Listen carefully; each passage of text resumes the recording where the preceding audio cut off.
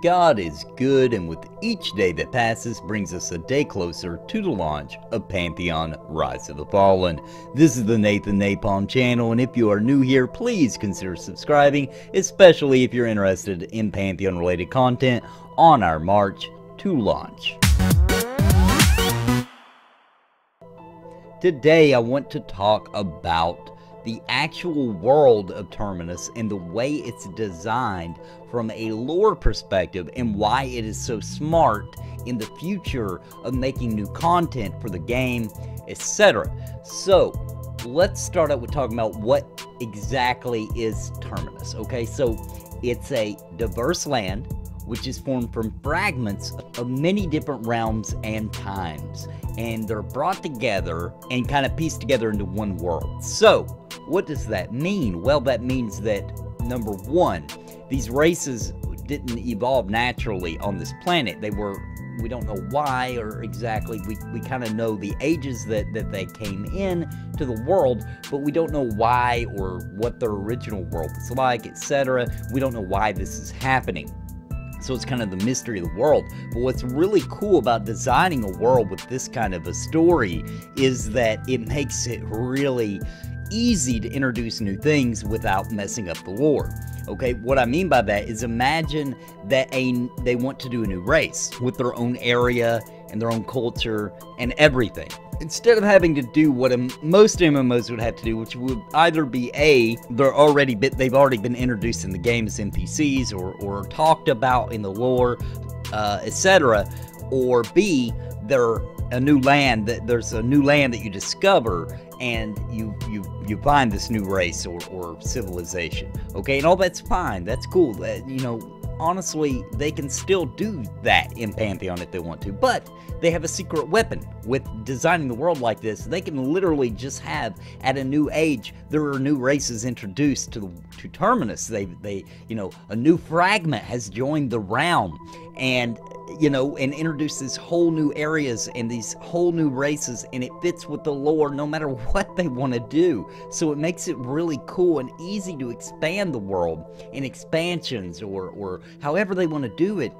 And it makes it to where they got this total creativity outlet that just can go on and on infinitely. And I thought it was really smart that they designed the game like this. And also, it kind of makes you realize that the game being zone-based, and I've heard Brad McQuaid talk about this before, making the game zone-based and not completely open world like something in World of Warcraft where there kind of is no zones, you know, the world itself at least. So making it zone-based means they can piece new areas into existing places. So I mean, it opens it up even more to be able to add things like that, and you know, a new fragment just joining in on the land that already exists, or a continent that's already there, etc. So I just think it makes it really cool, and I really like that they have that ability to do that, and it's something I don't hear people talking about a lot, and I wanted to bring it up because it's one of the most fantastic things about Pantheon is that they have this ability because it's built into lore in the way that the world works. Now, if you look up the word Terminus and what it actually means, you'll find that one of the definitions for it is a final point in space or time, an end or extremity. So that's really cool, because that's interesting, because these realms and times have just kind of fused into this one place, like it's the final destination for these different cultures and these different races to end up at for kind of this final story, a final epic. And I've heard a lot of people talk about they don't really understand naming it Terminus. I think that definition right there, paired with what's the actual lore is of Terminus, kind of explains it quite well and gives us a hint at what they're going for. So this is kind of a short video, but I did want to talk about that. I wanted you to just kind of imagine the possibilities of what they can do with this, you know, what they can do with the fact that they can just add new fragments and new ages as expansions go on, as the years go by in Pantheon Rise of the Fallen's life.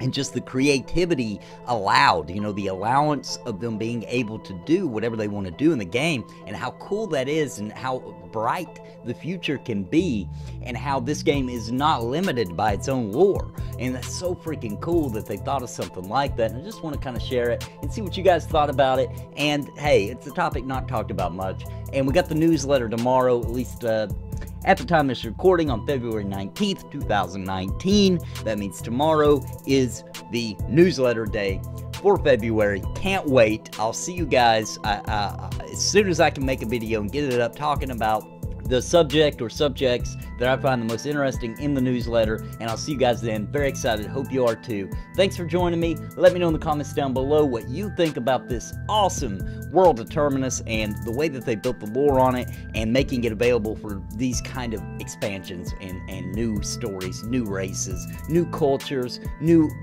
everything. You know, everything is possible, and I love it. Guys, thanks for joining me today. God bless and happy gaming. Please listen to what I say. I've been making videos all day. My friends all say I'm gay. It's a video buffet. You can even hit replay. But please just subscribe. I can't even describe being part of my tribe. I'll even offer you a prize, but just please just subscribe and hit the bell notification too.